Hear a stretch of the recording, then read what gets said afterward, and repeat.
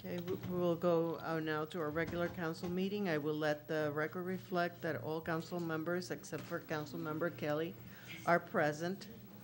The first item on the agenda, Madam Mayor, is brief comments by council.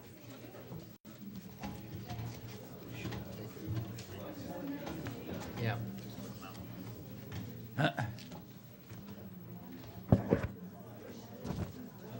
Again, as part of this formal meeting, I would like to remind everyone that we do. Please, we are in the middle of our council meeting. If you can be quiet, it would be greatly appreciated. Or if you're going to leave the council chamber, if you can be quick about it. We do have seats reserved for former council members or mayors present on the front row. Councilmember Llorente. This.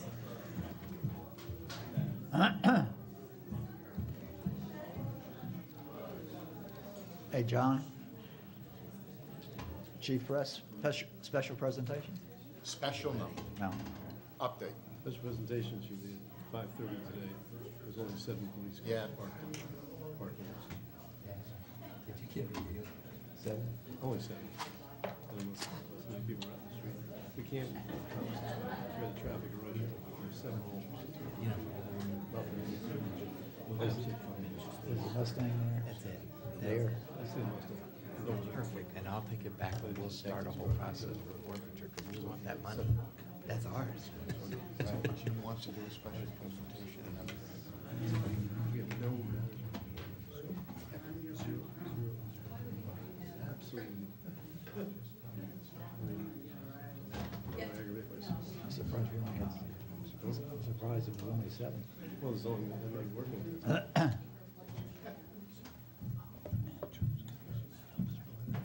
Oh, okay, all right, fine. Just want to give you your shot. Hi.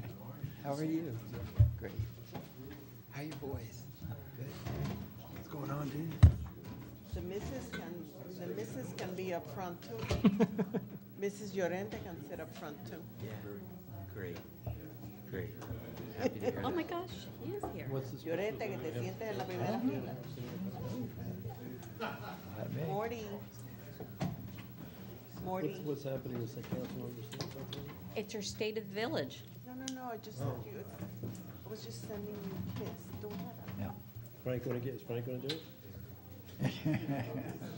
Myra, is Frank gonna do it? Yeah. No. No? She delegated. You gotta be kidding me. You're not gonna let Frank do it? No? I brought my pillow and blanket. Former. That's really great. I got your title in there. Are we finished Former with vice mayor. comments by council? I think we're finished with brief comments. Okay, so the next item on the agenda is the special presentation. It will be the state of the village by Mayor Myra Peña Lindsay. Excuse me. Mike Davey.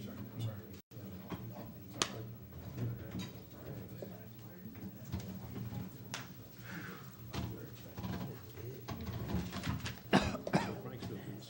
No, he didn't. No. I'm so okay.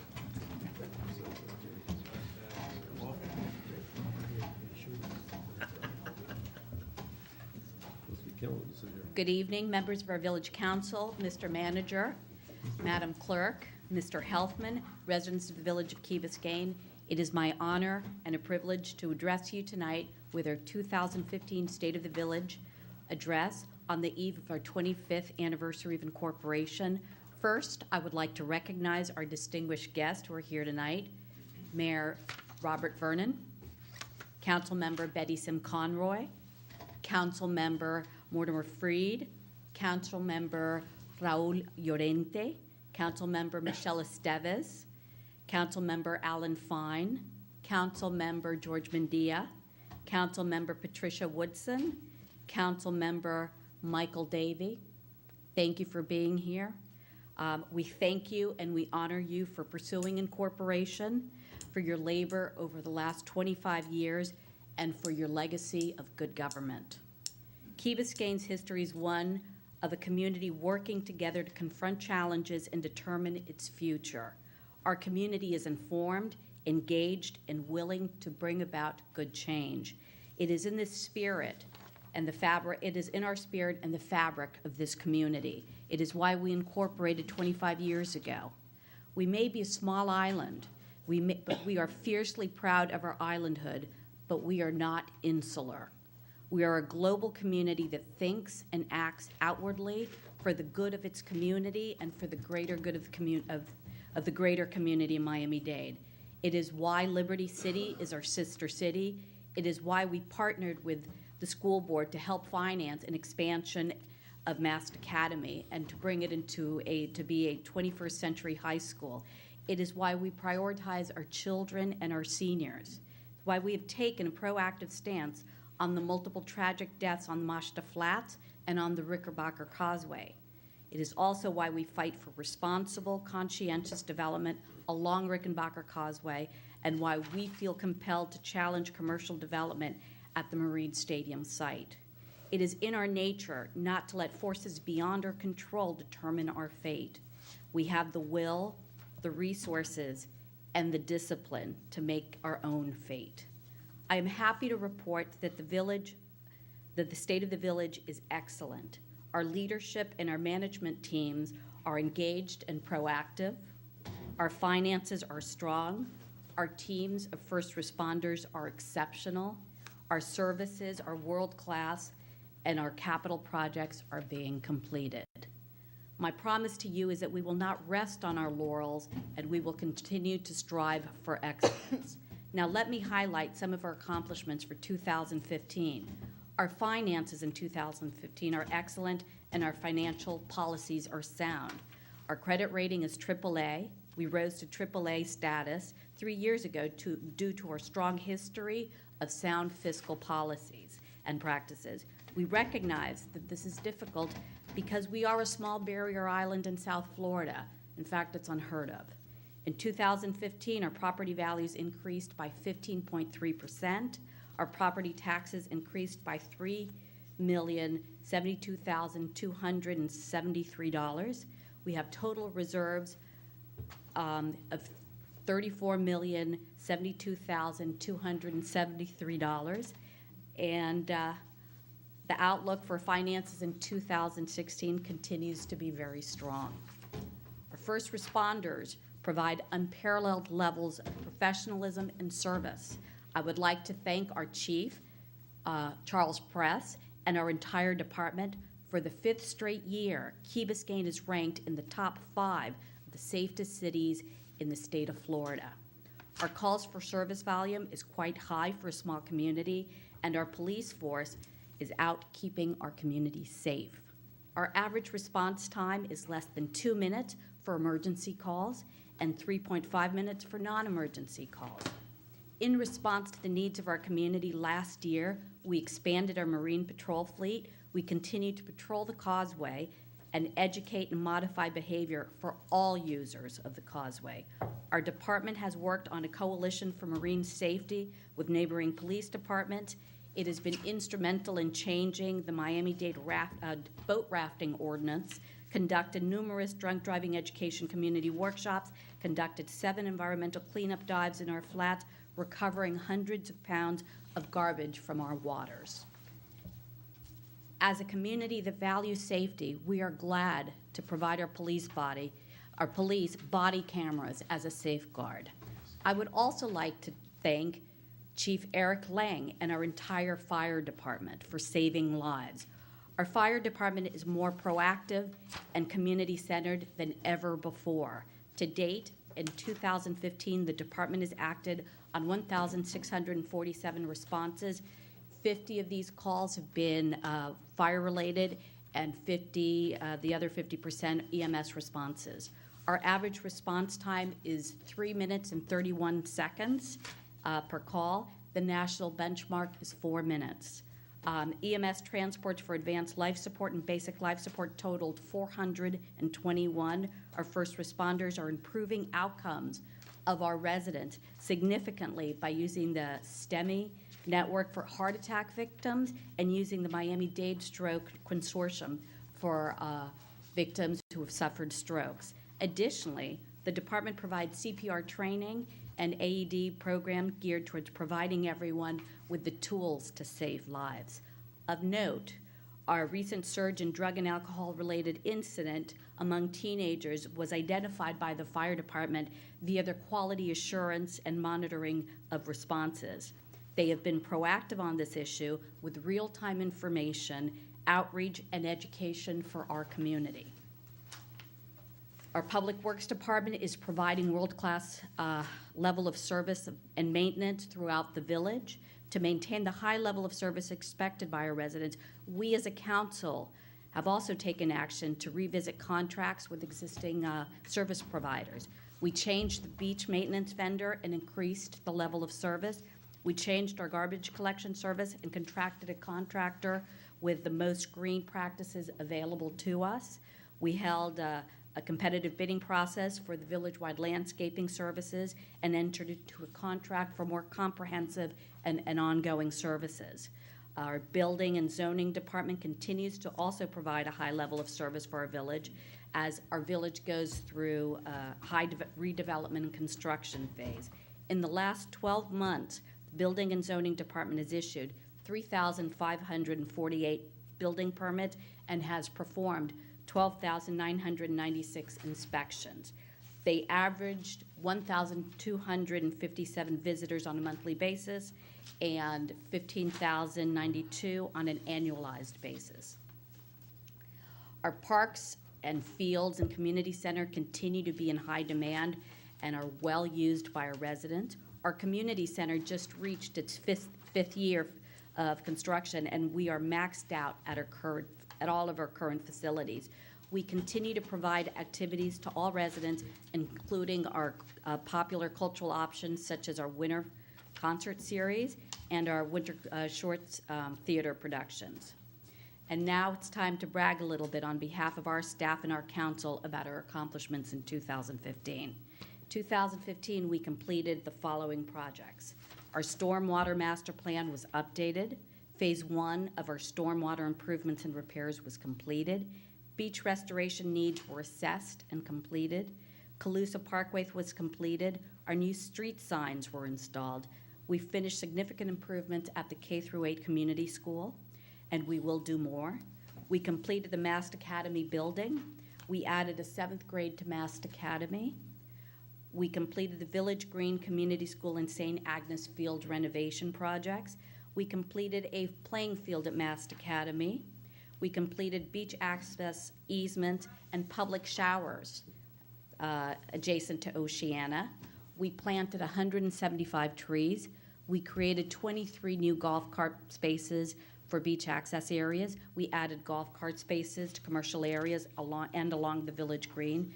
We applied for and received a Safe Routes to Schools federal grant of approximately $800,000. We installed pedestrian crosswalk signage on Crandon. We installed, just recently, flashing pedestrian crosswalks on Crandon as well. We demolished an obsolete gazebo. We completed improvements to the Village Green restrooms. We completed the village-wide survey needs assessment. We replaced the gym equipment in the community center. We resurfaced the community center basketball court and aerobic studio floors. The following projects are in progress and due to be completed very shortly. The street lighting along Harbor Drive is in progress. New stop signs throughout the village are being installed. The mobility study is in its final drafting phase and the final report is due. Mashta Flats project permits and bidding process are completed. Purchase of land should be imminent, we hope.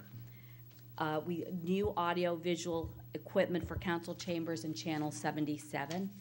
And the following are ongoing projects that we have embarked on, which have an approximate completion time of approximately 6 months. The community center expansion, the dog park at the north end of the Village Green, and new community center software. Let me conclude by reminding everyone that we chose self-governance and self-determination to preserve and enhance Key Biscayne's unique village characteristics and quality of life. In doing so, we have become, and thanks to you all, a model of governance and community. We have accomplished a lot in 2015. Let's continue setting the bar high and paving the way for responsible government. Thank you all.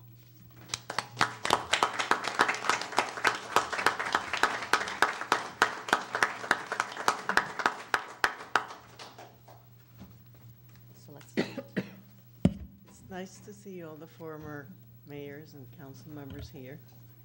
Thank you for being here. As you all know, we're kicking off the 25th anniversary of incorporation, and it's just absolutely fabulous to have you here. Thank you very much. You have quite a legacy, and we're glad to follow in your footsteps, so thank you. We have 3 of the first ever council member Betty Simconroy, council member Mortimer Freed, and council member Raul Llorente. So that's pretty neat. Perfect. Thank you for being here. Thank you. Next item is public comments. I do not have at this time any speakers signed up. I don't know if you want to. Can I please open the public comments? Alan? Alan Fine, 525 Allendale. I saw that it looked like the discussion with regard to the Hampton Lane issue is far down the agenda. So if you would allow me to speak on that right now, I'd just this was actually one of the first potential projects that came up when our committee began working, and it occurred to me that some of these corner lots might be a good place to kind of dip our toe in the water and get a feel for what it would be like to have a pocket park. This particular lot is just a fabulous lot, I believe. I used to live on Hampton Lane, and Hunter Henderson was my neighbor, and for the last few years, as a practical matter, that lot's been used as a public facility for all kinds of different reasons. What we did, one of the first things we did when this lot was discussed was we said, well, let's go and talk to the neighbors who live around there to see how they feel about it, because let's not get down the road where people are saying, hey, you did this at the dead of night and surprised us with us, and it's not what we want. And I think pretty much all the neighbors around there have been contacted, and all of them think it's a good idea, and they'd like to see it happen. We had some renderings to show what it would look like. It makes sense, and I think it would help build public confidence in our ability to get more ambitious projects done. The price, I think, is terrific. I know Scott Hardy has worked really hard to help make this happen, and we have a great committee, and we're all pretty enthusiastic about this project, and I hope it meets with your approval. Thanks. Thank you.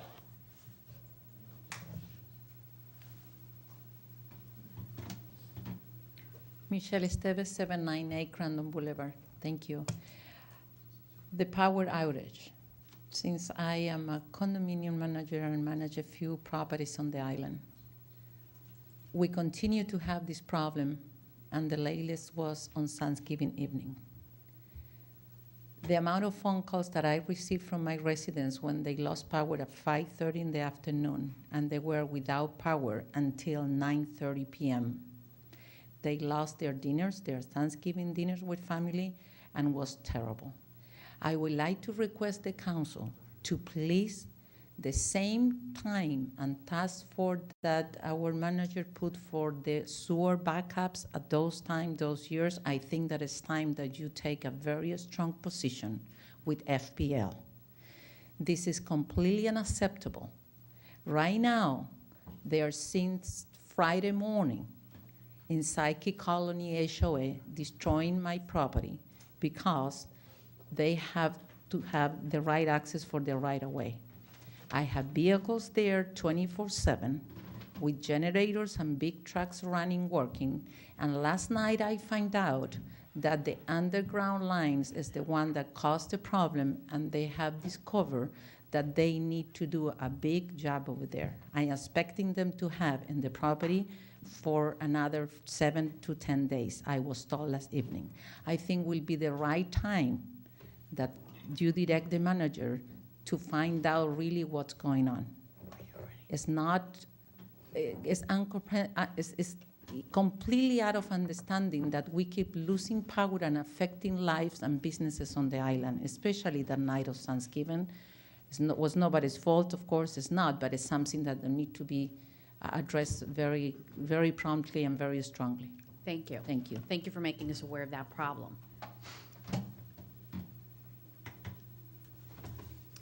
Betty Sim Conroy, 785 Crandon.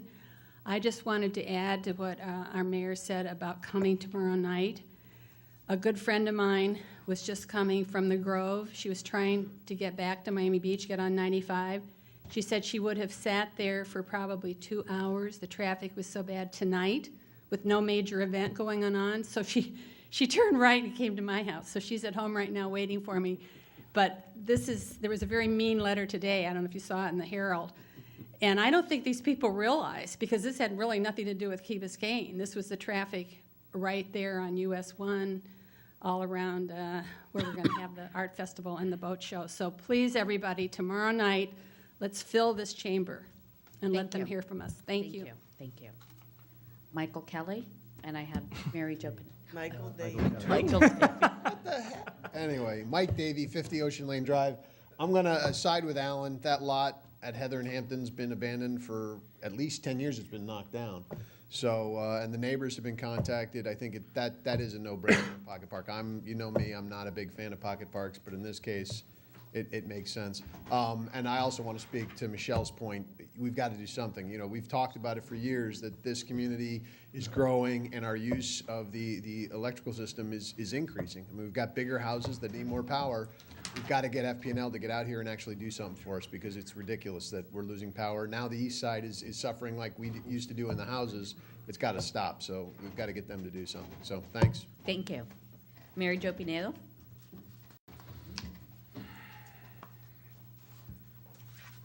Thank you. Mary Jo Pinedo, 365 Atlantic Road. I just wanted to, regarding the Hampton lot, I personally yesterday, being part of the Land Acquisition Committee, has been just a starting point to keep promoting for the green space in the island, because all of it is good. We need bigger fields and bigger places, but this would be a start. I want to commend Scott, who has been just an advocate for the village on his own, going out and being interested, involved. And I personally went to the neighbors directly adjacent to the property, behind the property, and catty corner to the property. All of them have children from elementary school to the middle and beyond in school. And we're comfortable with having what they're already using as a park and to be involved with what would end up being there to preserve the tranquility of the neighborhood and just make it another asset to Key Biscayne. Thank you. Thank you. Closing public comments. Next item, Madam Mayor, is agenda approval, deferrals, additions, deletions, substitutions, withdrawals. Move. Oh, I sorry. do have one item on behalf of Council Member Kelly, who is not able to be here tonight. He would like to add a discussion of the purchase of police parking lot. If the manager would give an update to the council and the public on where the process stands. Sure, I believe he will be making the meeting late. Should we? He told me he didn't know whether he was gonna make it, so if we can add that under enough. mayor and council or under the village manager. Manager, would you like to address that Yes, ma'am. as your item? Yes, ma'am. And So- I have an item. Okay, So so, we'll put item 10D2. okay. Yes, I'd like to add a short update on the status of the Village Green fields. we can add that as Mayor. 10A1. Yep. Mayor, I just have a request for an executive session under 10B. It says none, but I'll ask for Right, it an would be executive session. 10B1. Okay. Yes, Mr. Manager. And I'd like to add under me, a quick and short conversation regarding the dog park update with the bids being received today. Fantastic. That would be 10D3. Any additional changes?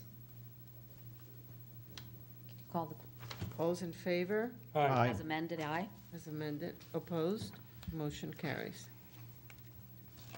Next item of the mayor is the approval of the minutes of the November 10, 2015 regular council meeting. Council members, do we have any comments, changes? Move to adopt. Second. Please call the question. All those in favor? Aye. Opposed? Motion carries.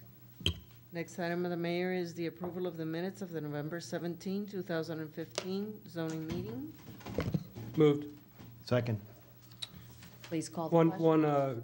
Two fixes, page 2 of 3, next to the last paragraph, and the one immediately preceding the next to the last paragraph. For form, you need to insert Lindsay for Kaplan. I'm sorry about that.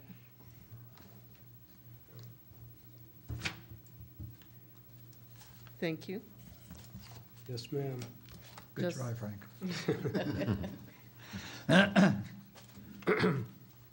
Next So item, on the minutes as amended, please call. all those in favor? Aye. Opposed? Motion carries. Next item, Madam Mayor, is a capital project authorizing resolution of the Village Council of the Village of Key Biscayne, Florida, selecting Dock and Marine Construction Corporation for the installation of 10 uniform waterway markers, providing for authorization and providing for an effective date. Moved. Second. Mayor and council, it is recommended that the village council authorize the manager to enter into this agreement with Dock and Marine Construction for the installation of 10 uniform waterway markers. The project to install these 10 uniform waterway markers in the Master Flat area was initially bid on March 25th, 2015. Due to a delay in receiving the environmental regulatory permits, the bids expired and were rebid on September 18th, 2015. The village received only 2 bids and not the minimum 3 as required. The project was therefore rebid on October 7th, and a total of 3 bids were received and are attached as Exhibits A1 to the bid tabulation. Coastal Systems Engineering, Inc. has evaluated the bids and has determined that Dock and Marine Construction is the lowest, most responsive bidder at a cost not to exceed $86,800. See the attached Class 1 construction permit as proof that we could move forward with this project.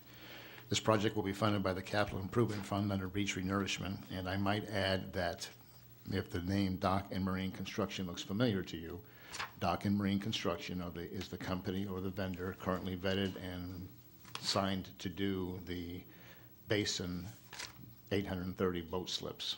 So I want that to be out there, but what they do there has very little to do with what we do here. And I'm recommending that we move forward with this so that we can get the poles up, we can get the signage up, and we can begin the enforcement issues. I have Mr. Michael Antonelli from Coastal Systems, who was part of the evaluation committee, and he's been my right-hand person as we've moved through this over the last 9 months.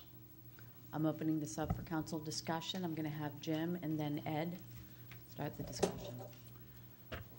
Yes, these bids kind of puzzle me, and, you know, it took us forever to get the permits that Coastal Systems applied for it.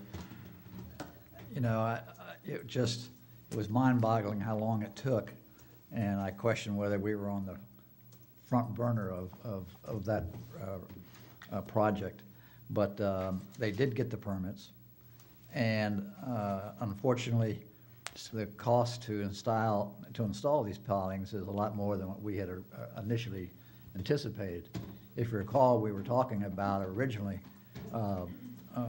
buoys on a stick and bird stakes, and council had approved, I believe, up to $30,000 for that particular project. Now we're looking at $86,000. a good portion of that increase is due to the fact that, like everything else, these regulatory agencies changed the game plan and said we have to put in pilings, wooden pilings instead of buoys on a stick. That cost a lot more money. So I can somewhat understand this increase, but if you look at these 3 bids that we got, they're all over the place. If you look at, what the mobilization costs are, $6,400, $50,000, $17,000. You look at what the furnish and install the support piles and signs are, $78,000, $50,000, $62,000. Demobilization, $2,000, $2,800, $14,500. There doesn't seem to be any rhyme or reason in these bids. And I think one reason that Dock and Marine is less and considerably less than the other ones for mobilization is the fact, as John mentioned, that they're doing the pilings at the Marine Stadium. Of course, I hope they don't, but we'll see how that goes. Whether or not they're going to do this work, while they're on this 90-day project of installing the pilings at the Marine Stadium, I doubt if they'll have time to do ours. Whether it'll be in between or it won't be until after the boat show is over with. So I think a timing issue is also involved because we clearly want these pilings in and this vessel exclusion zone established for the quay before the next boating season, which starts in the spring of 2016. So I'm a little concerned about these 3 bids. I'm a little concerned about who's doing the work. Clearly, we need the work done. And I just wanted to point out to council, who we're dealing with. I was disappointed with Coastal Systems. They've been doing business with us for a number of years. And then they became the primary environmental company for the boat show. Personally, I think they had a conflict. They certainly didn't disclose it to us. We didn't find out that Coastal was involved in this until signed, sealed, and delivered, and they already had the report. So, a conflict of interest there, maybe a conflict of interest with Dock and Marine because of the boat show. I'd like to have Steve, our village attorney, just address those 2 issues that I just raised because like I say, I just have concerns. Well, with respect to Dock and Marine, I don't think that there's any type of ethical or legal conflict of interest. If you feel that you're not comfortable with a company that's doing business with the city of Miami on a project that you don't like, you certainly don't have to award this to them. With respect to the engineering firm, they do have ethical standards that govern architects and engineers. Whether they have breached those standards by taking on work for the city of Miami while we're a client of theirs, I don't know. I'd have to research those standards. But different than a contractor, engineers do have, like lawyers and others, a set of ethical standards and that they must comply with as part of their profession. And they may be breaching those professional ethical standards. I don't know. I haven't been asked to look at it, but there are standards. You're not supposed to take on a project which conflicts with another client's interest or projects. Yes, please. Jim, I'm not sure how you feel it conflicts with, how does one project conflict with the other? Maybe I'm missing something. Just based on, Coastal. The fact that they're doing business with 2 opposing parties? Right, exactly. And Coastal's the one who did the evaluation and made the recommendation of Dock and Marine, and here they are working with them at the boat show, that's all. There's nothing wrong with Dock and Marine. They've been around a long time. They're an excellent company. It's just, it's too cozy.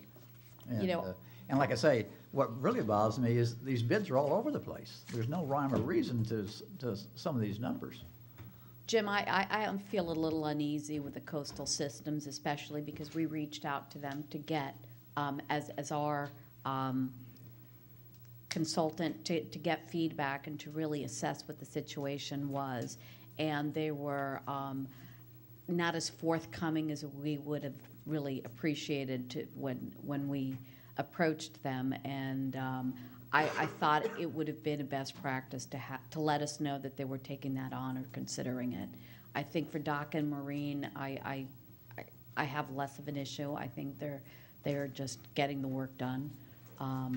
But coastals, I'm very disappointed that they did that. Ed?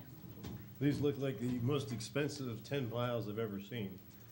You're talking a cheap bid, $8,000 a pile, which is sort of mind-boggling for a driven wooden pile, number one. So number two, answering your thing that's saying that the breakdown between the bids is all over the place. Basically, they came to a conclusion, this is gonna be the bid price, and then they plugged in numbers after the fact. They really don't mean a damn thing what they plugged in. They had a number in mind, what they were gonna charge you in. So now you say, was there collusion between the people? Obviously, you'll never know, but by the prices, it would indicate to me that no one needs any work. So as a result, they threw bids in, all high bids, and if we wanna get it done, you're gonna go with the low bidder.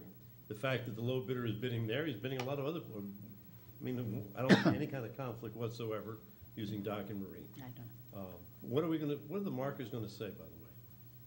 Where they have them all up? There are 10 markers, what's gonna be on the marker? That was, I don't remember exactly, that was an issue, whether it was no vessels, no motorized vessels, but they finally approved, I don't have it in the packet. I'll get it to the council first thing in the morning, but it's a big orange and white sign, it's got the proper markings, and it allows us to enforce any motorized vessel within that zone. So it's basically gonna say, these 10 things, no motorized vessels, I think that all the signs and the pilings read and remain the same, yes, sir. and they're all gonna say that, but the basic Whatever. thing is, no motorized Right, vessels. right. Okay, thank you. Well, Yes. if I remember correctly, the ordinance that we passed included more than motorized vessels. I don't think so. I think it is a motorized vessel exclusion zone. Wasn't We it? wanted to allow, for example, for kayaking and Kayak. low-impact uses. Yeah, but if I'm not mistaken, okay, and I'd like to ask our council about this, we had to pass the ordinance that included all vessels, including those that were not motorized. And that was my question back then, and I said, how can we be, telling kayakers and such that they're not gonna be able to go through this area? And then we were told that the Fish and Wildlife Commission had required us, in order to allow us to have the permit to do what we're doing, required it to be all vessels. And then we said, somebody said, I wish they hadn't, but they said something to the effect, well, we just won't enforce it against the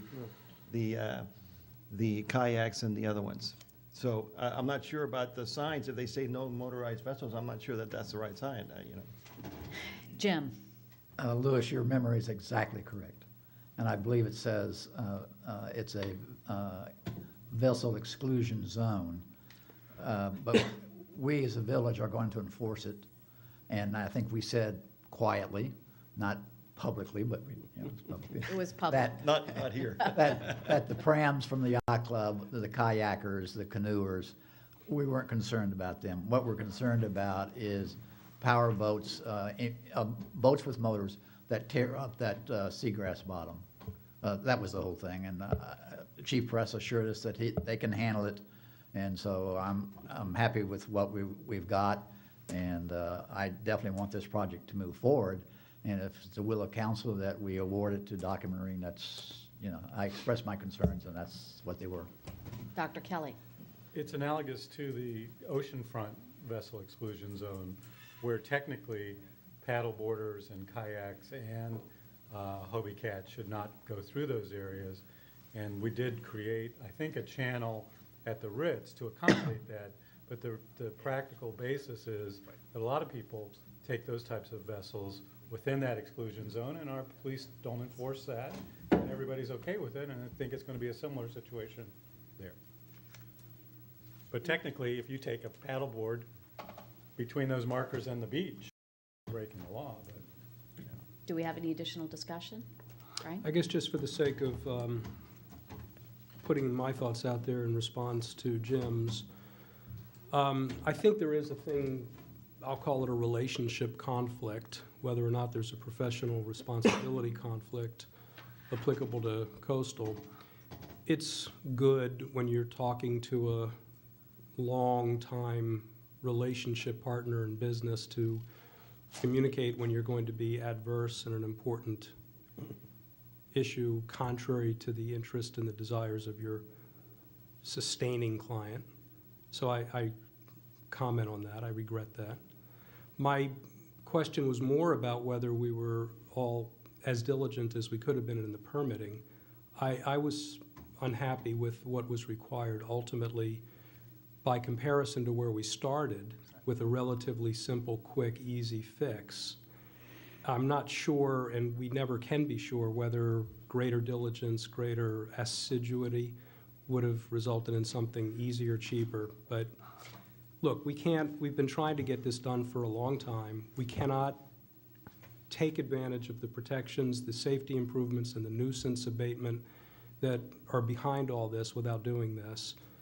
And we can't enforce it without doing this, so we got to do it.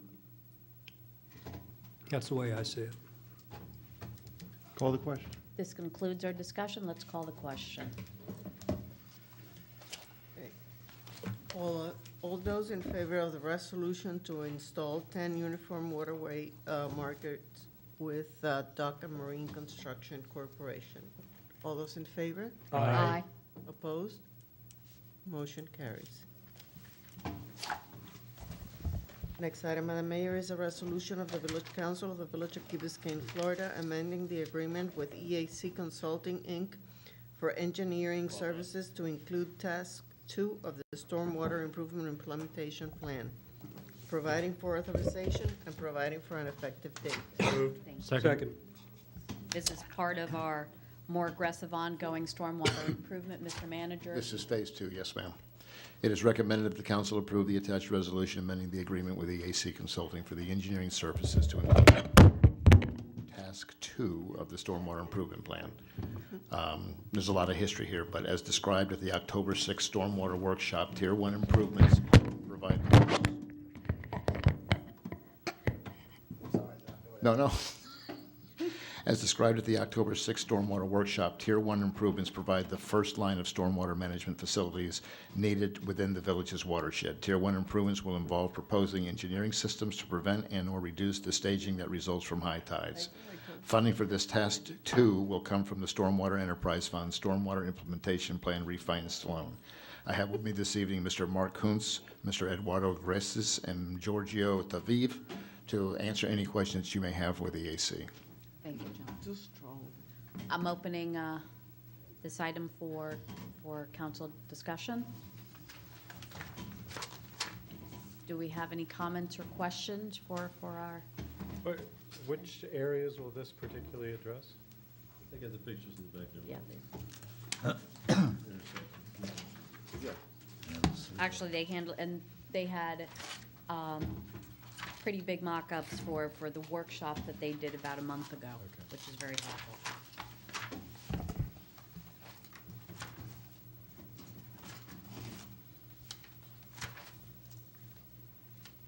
Any more discussion, or? I think we can call the question. Okay, and the resolution amending the agreement with EAC Consulting. Wait, we And- have a question Oh. from Jim. You said amending the agreement? Excuse me, I understood what you said. Is it Yes. amending? Yes. In other words, we're changing our original agreement with them? We had this listed as tasks, but we had not defined what each task This was. is not amended, this is just part. This is just a definition of task number 2. Okay. Myla, Yes, Jim. do we have a ballpark estimate of what it might actually cost in terms of construction for this Tier 1, for all these Tier 1 improvements? Tier 2 improvements? Yeah, I'm sorry. For the Tier 2 improvements? Yes, good evening. My name is Mark Kuntz. I'm with EAC Consultants. I'll be happy to answer any questions. With regards to the expense, we anticipate the design fee to be approximately $92,000. The actual construction cost will be around $850,000. Okay. So engineering is about 10% of the construction, 11% of the construction cost? That's correct. Isn't that a lot for basically sewer lines? Not necessarily. You have to factor in that a good percentage of that fee is actually tied up in survey and geotechnical investigation. There's a lot of uncertainty associated with the conditions of the existing systems, so we anticipate a lot of upfront investigation is going to be needed. Those are real old lines, Those are real old ones. yeah. Bay County. Any additional questions? We're ready to call the question, please. Okay. On the resolution amending the agreement with EAC Consulting, all those in favor? Aye. Opposed? Motion carries. Next item, Madam Mayor, is a capital project authorizing resolution of the Village Council of the Village of Key Biscayne, Florida, selecting BIS Digital, Inc. for the purchase and installation of the audiovisual equipment upgrade for the Channel 77 studio and Village Council chamber, providing for authorization and providing for an effective date. Moved. Second. Mayor and council, it is recommended that the council select BIS Digital for the purchase and installation of audio-visual equipment for the council chambers and Channel 77. As a quick background on how we got to where we're at today, the Village Council Chamber currently uses standard definition analog cameras and a mix of audio equipment installed in 2002 when the Key Biscayne Fire Rescue Station and council chambers were built. The current setup is not producing quality live broadcast or streaming content. This has prompted the village to pursue an upgrade with new state-of-the-art digital cameras and audio equipment. The council chamber will also get new microphones and projectors to make it easier to view the presentations. Village staff received 3 bids for an audiovisual upgrade to improve the council chambers and Channel 77. After careful review of the attached proposals, please see Exhibits A and B. Staff recommends that the lowest and most responsive bidder, BIS Digital, for the upgrade. Staff is confident this audiovisual upgrade, as well as the improved streaming of live and on-demand content discussed at the November 17th council meeting, will improve the quality for our viewers. This project will be funded by the Capital Improvement Fund under Council Chamber Update. I have with us our internal subject matter expert, Mr. Mike Fleming, and I also have with us this evening Mr. Damian Biltress, the Director of Technology for BIS, to answer any questions you may have. Thank you. Yes. Mike, is this really necessary? Is it gonna make us look better? It's gonna make you look a lot better. Because I have hair when you put this. It'll actually. I mean, what? You'll be able to see What hair is there. it really gonna do for people who are watching this, that we're gonna look that much better? Yeah, it's gonna be much. Is that really that important, or is it just a total waste of money? Well, I believe it's important for. You believe it's a total waste of money? No, Oh, I do not. I think it's good that. what's good about it? I mean, sure, it's nice to have new technology, and if we had some action or something else, I could understand it or something. But, you know, we have a bunch of, except for a good-looking woman here, just a bunch of old guys sitting around the table. I mean, why are we gonna go spend $140,000 taxpayers' money to make us look a little better? Well, I think it's gonna make you look a lot better. Well, then maybe it's worth it. It's gone from standard def to digital, so it's gonna be a much better picture. And also, when we take what we've got here and we start streaming it out, Yeah? it's gonna make that much better as well, and it's gonna be HD, our content. Oh, that's great. So it'll be in high definition. So you'll be in high def. I mean, but isn't basically what transpires here, I thought verbally, sound is important, but to make us look better for $140,000 seems like a total waste of taxpayer money. Total waste. Can I ask a? Yeah, sure. It Dr. Kelly. was my understanding that the main advantage of this was that we would be doing live streaming, which wasn't an option before. And I think that is very important, an upgrade over what we offer the public right now. And because so many people do get their media from the internet as opposed to broadcast, and especially, you know, I actually have cable and DirecTV at home solely so I could watch these broadcasts. It's a double expense, but that was the only way to do it and have it live. So I think, you know, being able to broadcast over the internet is a great upgrade. On the other hand, to pay $148,000 for that functionality seems to me like a lot. Well, if you're gonna have a better or cleaner stream going out to the internet, you have to have a good, you have to have a good quality stream coming out of here first. So if you're coming out with high def digital cameras, by the time you go out to the internet, it's gonna be very good stream. The sound will be better. It's digital audio instead of analog. Jim, Luis, and Frank.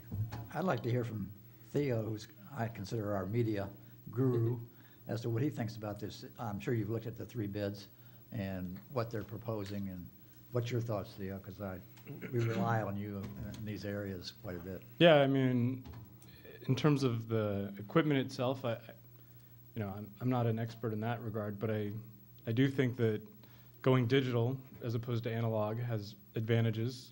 Obviously, the streaming is a big part of it, but also record keeping.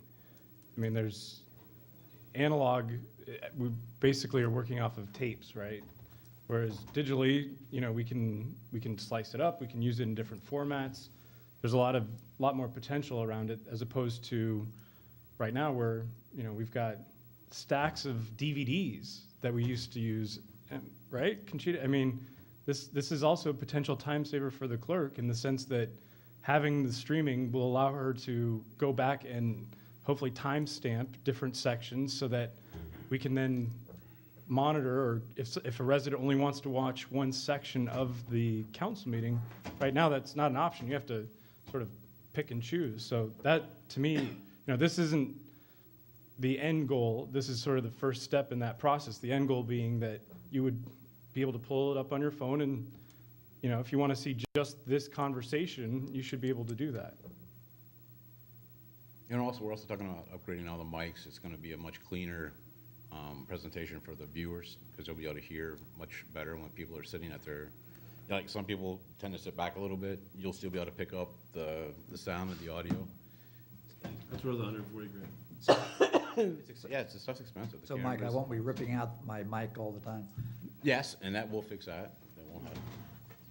Luis. Yeah, I'm wondering, Mike, is there a way that, could you tell us of this 141,000, how much of that is to enable the streaming? What the breakdown is? Well, that would be Granicus, and that's not really.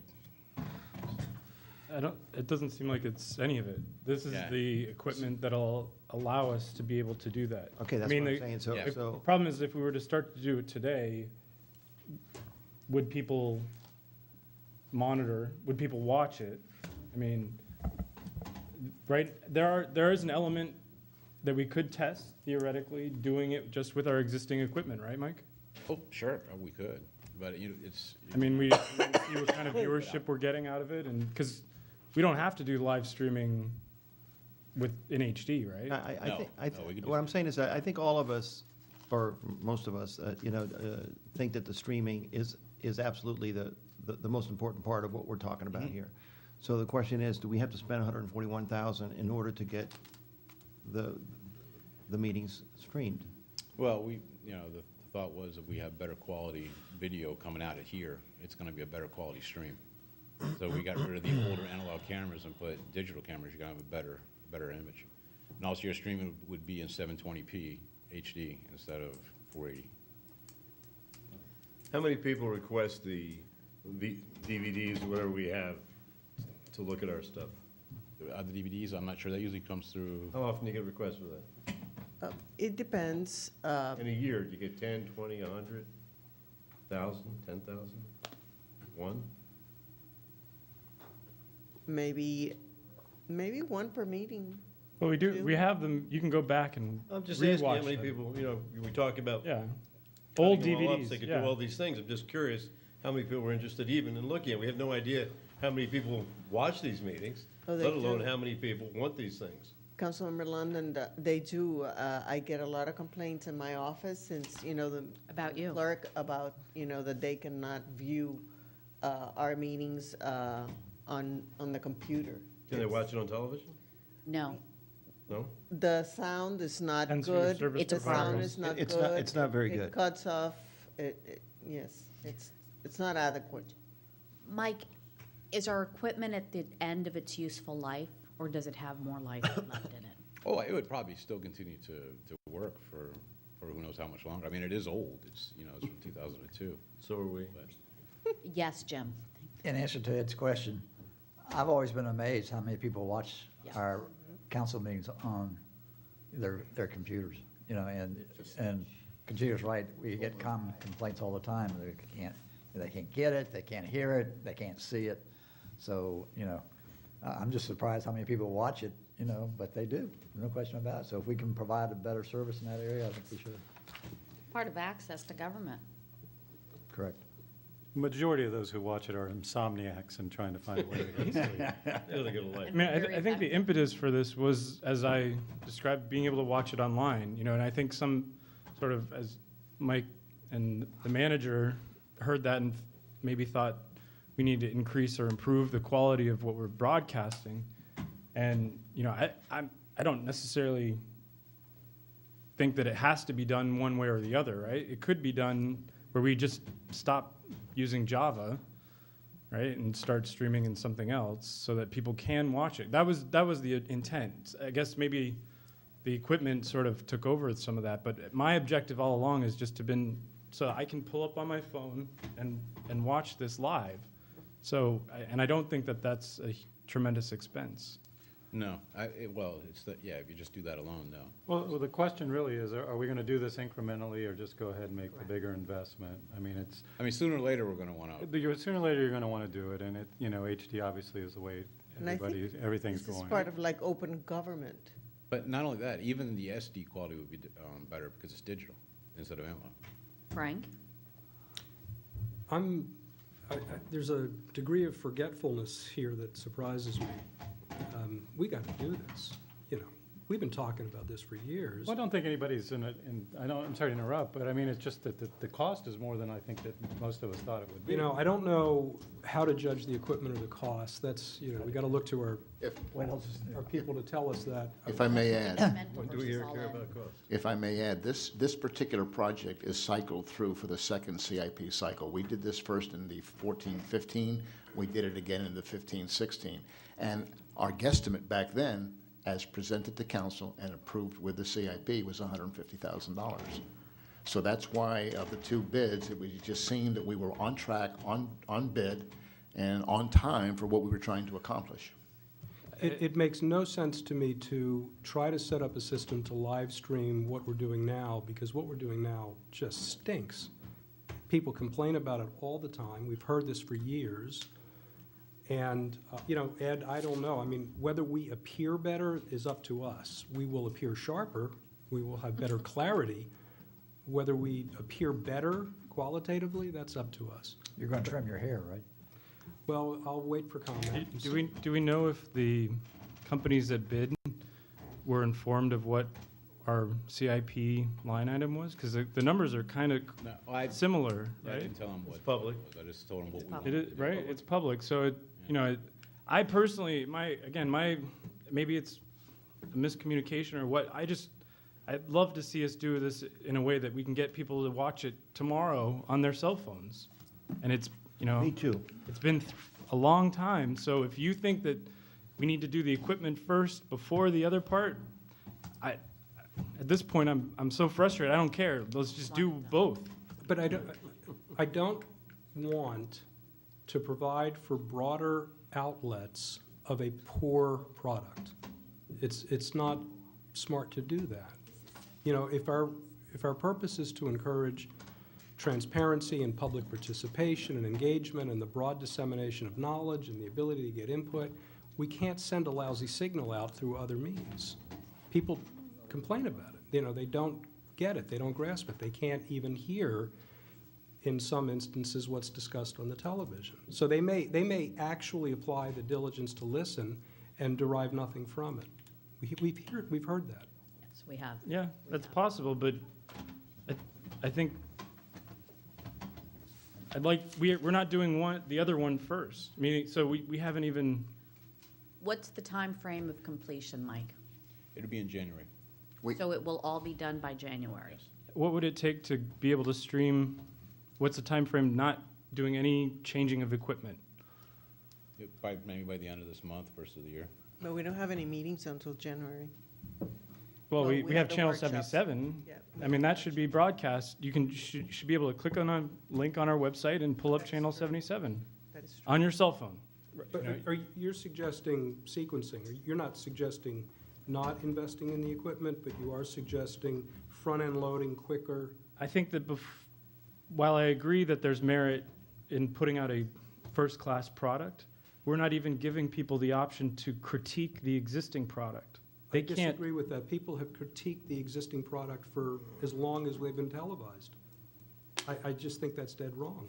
I mean, that's why we've added this to our capital program years ago. The critiques I've heard are that you can't listen to us on AT&T. That's independent of this equipment upgrade. That's a different level of critique. The baseline critique is that people that watch TV, and many do, it's not a meaningful experience. They can't hear it, they can't discern what we're doing because the signal is so poor and the reception is so poor. That's the problem that equipment upgrade addresses. I'm great with live streaming and all the other media sources that people can access, but it has to be a quality content or it doesn't matter. Can we call the question on the Yes. resolution? Excuse me, question. Answering the question, you said that it has to be the equipment. Does it have anything to do with channel 77 on the cable, or is it our equipment?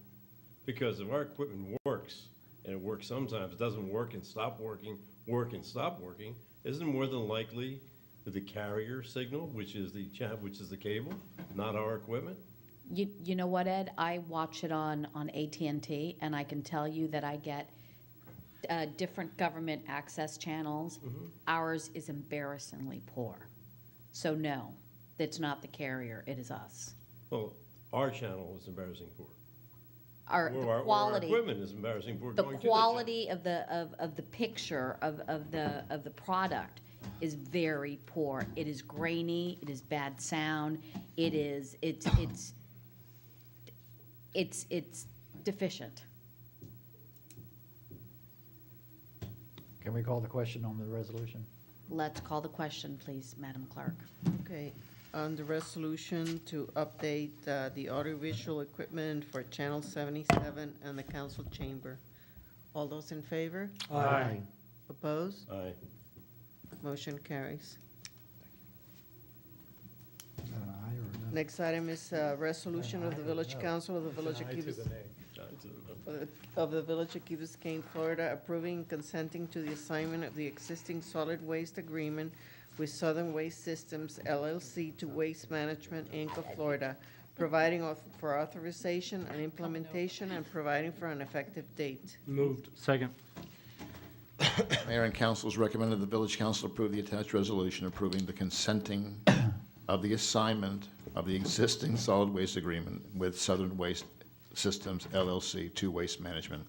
On September 11th, 2015, the Village of Key Biscayne entered into an agreement for collection, transportation, and disposal of recycling services for residential areas with SWS.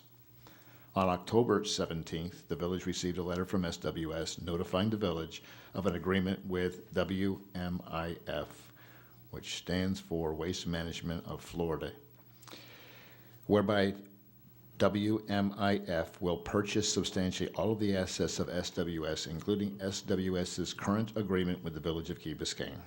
The existing village solid waste and recycling services, inclusive of cost, the scheduling of side yard and curbside pickup will remain the same as the original agreement entered by the village with SWS.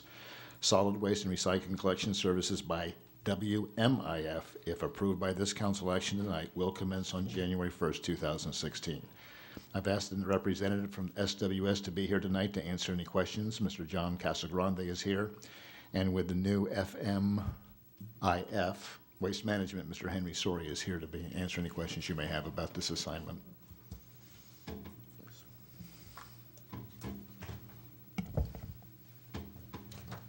Are they going to make a presentation, John? No, they're just going to answer questions. I mean, what my concern was when I first learned about this is I wanted this to be mirrored. I didn't want any disruptions. I wanted to be sure that what I was promised in September didn't automatically go away in October. We've met, staff has met.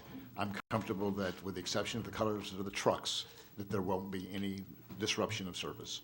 Do we have any choice? No, sir. Well, we can go back out and start all over again. We're back to market. Oh, in other words, they would be reneging on the contract? There is no contract, There's a contract with Southern Waste. but they are being bought out. Well, because they're bought out, does that take them away their responsibility to honor our contract? Steve? So I think that what you're finding is that the new company is absorbing that willfully and wantingly. They accept it. I mean, I'm not saying we shouldn't, I'm just asking, where do we stand legally? Is there anything to be gained or lost by either agreeing to it or not agreeing to it? Are they providing the same service, same level of service? Are they also doing the component of recycling of everything that we contracted for? All of the concerns that I had when I made the recommendation with SWS is being met by the new company. And they're here to affirm that. Thank you. Please come to the podium. Thank you for being here tonight. John Casagrande, Southern Waste Systems. Thank you very much, Council, for having us, and here to answer any questions you may have. One of the reasons why we selected the vendor we selected was because they were doing some environmental, some green recycling process of all of the garbage. And will you be doing that as well? Well, Waste Management is here, and he'll speak to that, but yes, so you understand the purchase is an asset purchase. Waste Management is acquiring all the trucks and the property and the assets, including the recycling facilities. So with that, Waste Management, he'll attest to it, obviously, but the trucks will stay the same, the driver and the helper will be the same, the service will be the same, none of the equipment will change, and the yard waste that leaves here for bulk will be recycled, and the household waste will go up to our facility in Davie where it gets recycled, and then the residue sent to Palm Beach County to be burned. Frank, and then Luis, please. One question, probably one comment on the assignment of agreement. The question is, we talked about this a little bit when we did this selection. Your parking facility, your facility is in Broward County? Yes, sir. Will Waste Management be using the same real property, or will they be parking trucks in Dade County closer to us? Do we know that? At this particular time, the transition for the first 90 days will remain the same. I don't know where they're going to park the trucks. I don't know if Henry... Good evening, Henry Sodi with Waste Management, Madam Mayor, council members, Mr. Manager, Mr. Attorney. We're here to commit to the obligations of this contract throughout the rest of the contract and to mirror and to make it as seamless as possible to the residents of Key Biscayne. That's our commitment as a company. To answer your question directly, council member, is we will be doing exactly what SWS has been doing through the contract, working obviously with the manager and his staff. If there are issues that may arise that to improve, we're going to be here also to talk about that with staff. But again, our commitment is to make sure that you all understand that we are mirroring exactly the services that were contractually approved by this board earlier. And if I may, I just realized this. Mr. Sori and I go a long way back. He was with Miami-Dade County. He was a very strong friend of the villages of Key Biscayne under Jackie Menendez. I'm very, very confident and very comfortable with his commitment, and I also know that if I ever need anything, all I have to do is pick up the phone. Thank you, Mr. Manager. Thank you, sir. I see. Thanks. My comment is on the assignment in section 2, where we talk about the assignment of asset of right, title, and interest. We should say obligations as well. Fair enough. Luis? Just to bring a little levity to the subject, is there any reason why our recyclable bins aren't green as opposed to, isn't it just the other way around right now? Well, that was the part of the RFP, that the existing blue bins would stay in place that you already had, and that the specifications in the RFP required us to buy the Dade County green type garbage container, so that's why it was. I was just thinking maybe one day we'll switch them over and the green ones will become the recyclable. It's not so much me as the lady that helps us out. She says, "Well, how come the green one that goes out on the wrong day?" But they wanted to keep the blue. The blue had been recycling prior to getting any type of cart for garbage. So that's the people are already used to it, and you guys do an amazing job recycling. In the Tri-County area, I don't think per resident or per household, the pounds per recycling is higher anywhere else in Dade, Broward, Palm Beach, and I commend you and your residents for that. Just wait till tomorrow at my house. Jim? John, do you think that Waste Management is just buying out their competitors in this deal, or are they buying the technology that Southern, committed themselves to, which sold us on them, although they also were the low bidder? And my second question is, we have a contract that they're going to assume, but if you remember when we put it out to bid, Waste Management was our contractor at that time, and their bid was considerably higher than other bids that we got in, and we chose Southern because of not only their price, but also their technology and recycling. So what's your thoughts on that? My thoughts on your first question, I don't have a feel for what the business model is and why they're doing what they're doing. I will tell you now, and I can say it, that the night of the awarding of the bid to SWS, Waste Management came up to me, said it was a business decision. They wanted to be sure that the relationship stayed solid and they were going to be there for me if I ever needed them because something else happened. I'm comfortable with the recommendation. I'm comfortable with Waste Management, and I'm comfortable that when we renegotiate this contract, it'll be fair. It won't be a makeup of lost time and money. And I'll certainly have somebody watching over my shoulder as I do that.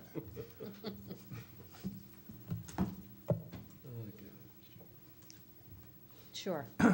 You'd mentioned that you thought we had the highest per capita. Is there a way to get that data or to share that? So just as a...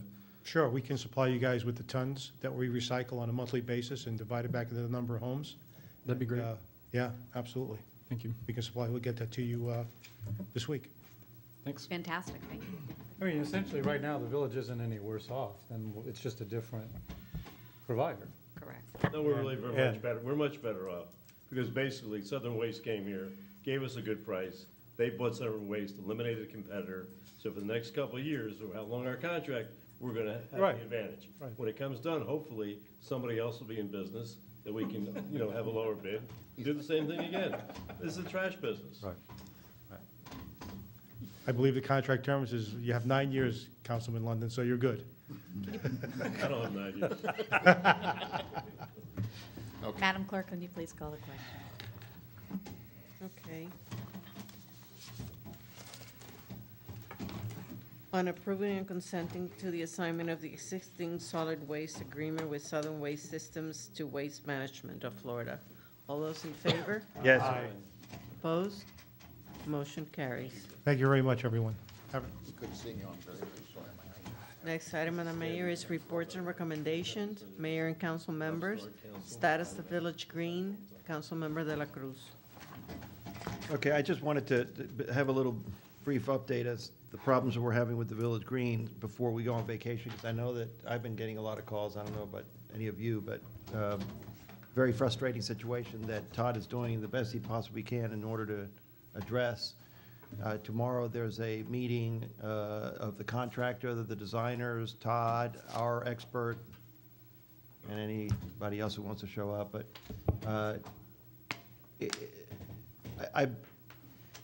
I've been trying to help Todd with as many suggestions as I can. Obviously, he's as frustrated as anybody else.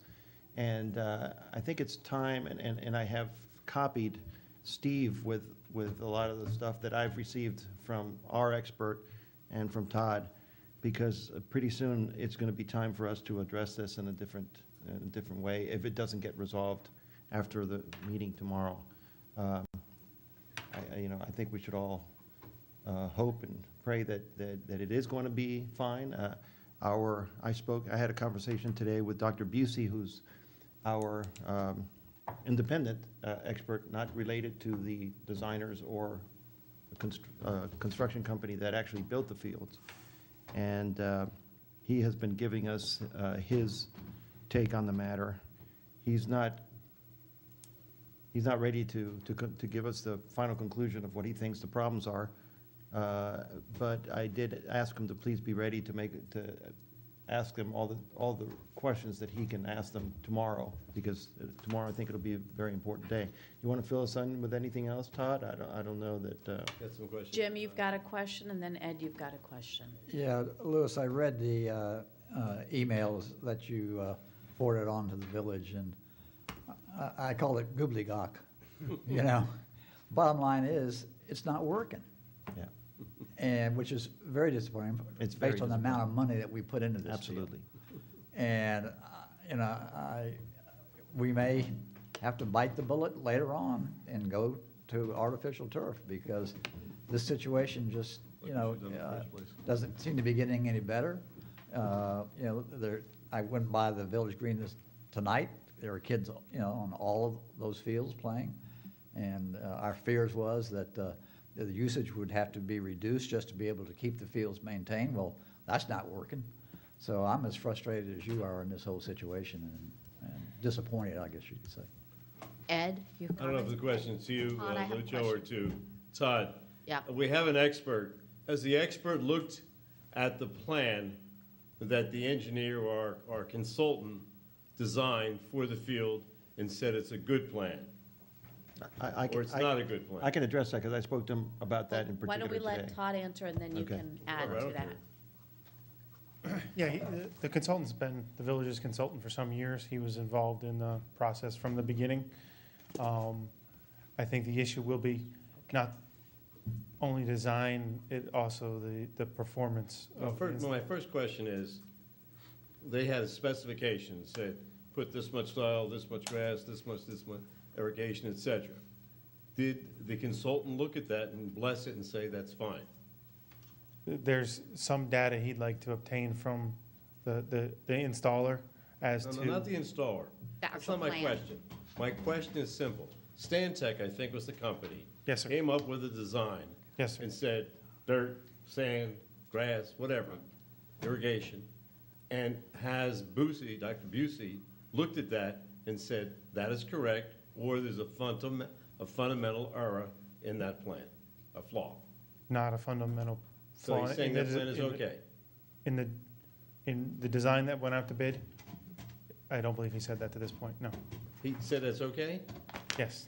Okay, fine. Then the next question is, they had a contractor who put the stuff down. Yes, sir. And then we hired, I guess, Stantec and paid them, I forgot how many thousands of dollars, $25,000 or $30,000, to watch the people put it down. And they said they put it down properly, or they didn't put it down properly? To this point, they said that they've done. So when it was put performed. down, they said it was put down properly. Yes. So we have two people, one saying, this is the right thing to do. The same people who said that said they did it right.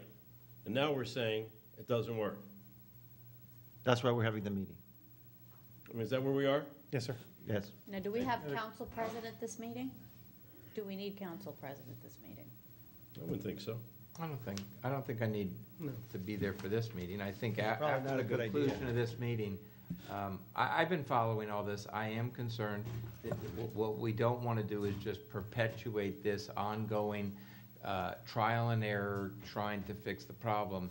At some point, we need to put everybody on notice that the process, as everybody said, is not working, it's defective, and advise them all that we're going to hold them responsible. Well, again, you can't hold the contractor responsible if he put down what he was told to do, and the inspector said, you did it right, then why does he have anything to do with it? I would think then the guy who designed it, and it doesn't work, and yet the people who say, this is the proper Well, design. Guess what? It's not up to us to decide who, and try to decipher all the people who are saying yes and no, and it was my fault and not my fault. That very often may end up being a legal decision. You know, that's why you sue everybody. I'm not saying we're suing anybody, okay? But I'm saying the theory is that it's not up to the consumer to try to figure out all of the problems. You have a team of people, and you tell them it's not working, and they got to fix it. Okay? Dr. Kelly? One of the issues that I'm not clear on is was this field, once it was reconstructed, ever optimal? Or? No. Or is this a problem of overuse already showing it? No. It was not, it was never optimal. I mean, that was my impression when I looked it Yes. over at first. And that's. that And was my so, it's really, at this point, it's not an overusage issue. It was that it wasn't done correctly. And we know, I mean, it seems obvious, but we know grass can grow there. Right. when we first started the football program, that field was the envy of all of the parks because the grass was so nice. And we understand over time how it's deteriorated because of overuse and irrigation and other problems, but you would think when we started fresh, it would be like it was back then. Should have been perfect. Should have been perfect. And you know, why that is, I guess, is what we've got to get to the bottom Right. of it. So The please- implication, when Todd refers to the fact that the consultant validates the plan, we need to know this, but the implication is that it wasn't executed as intended. Because Well, we don't know that. We don't know The that. We don't know engineer that. was the guy who inspected the installation. Anyway, we're Well, speculating. it's, We need it's, to it's, know. you know, the.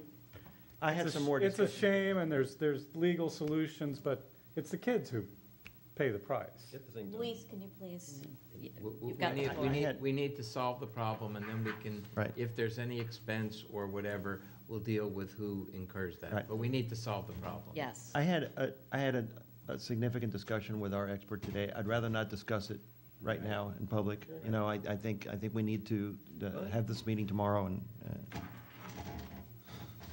Next item is the village attorney's request for an executive session. Yes, actually, it's a request by your special counsel for an executive session in connection with your litigation with the city of Miami. I don't think they requested a particular date or time, but just to be able to have an executive session, and then through the clerk, they'll coordinate a date. Sometime next week or the Yeah, following week yeah, is that's what I've what- got. Well, hopefully the sooner the better, because Christmas holidays are forthcoming and people are going to be Yeah, out of town. I think they intend to do it quickly. Anyway, it's just a request, we just need your consent to call an executive session, and then through the clerk, she'll see when everybody's available. This request came because I was asking for updates because I felt like I was out of the loop, and they sent me a nice summary of where things stand. If it's okay, I'll forward it to Conchita, and she can send it to everyone, because that's what prompted me to say I think we ought to have an executive session, just so we can. Would that be Discuss it okay? as a Because it's things that are discussed at an executive session? This is not. This is just Oh, a this is summary not? of what's Perfectly happening fine. with litigation and so forth. Perfectly fine. It's very Thank short. you. I think we also might have to. The only thing I want to caution is, before it's distributed, let's make sure that it is not deemed attorney-client privilege, and that it is actually permissible to disperse as a public document, okay? I just want to make sure, John will know the answer to that, so why don't you have him look at that and make sure before it's sent out?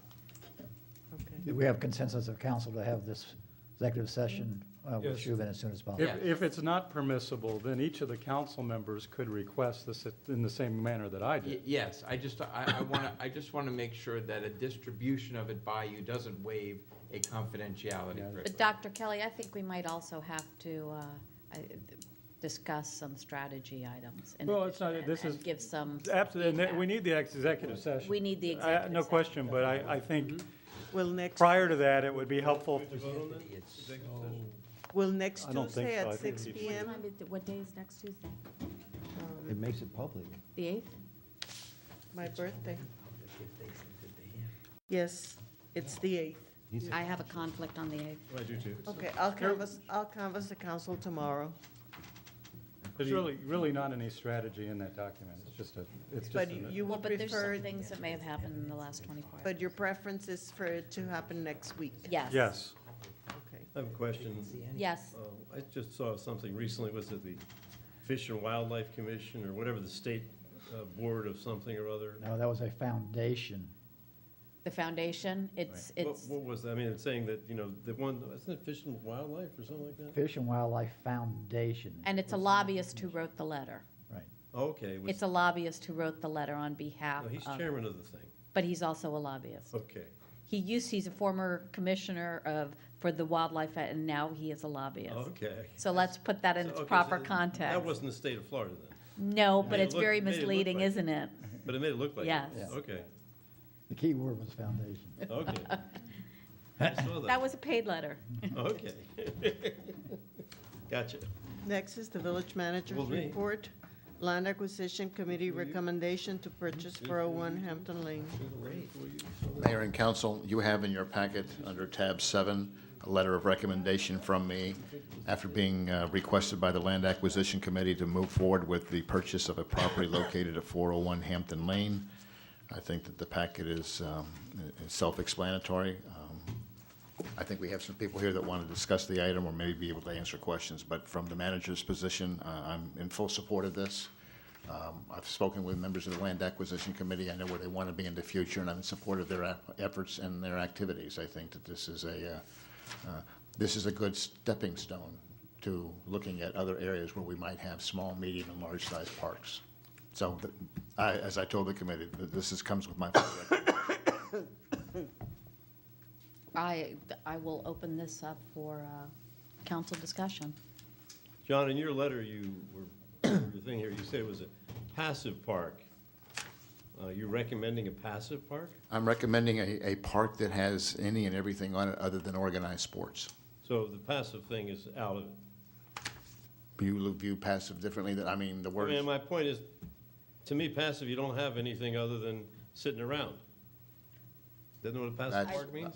When I look at the park situation here, I think in passive of having organized activities, pickup activities, and sponsored events.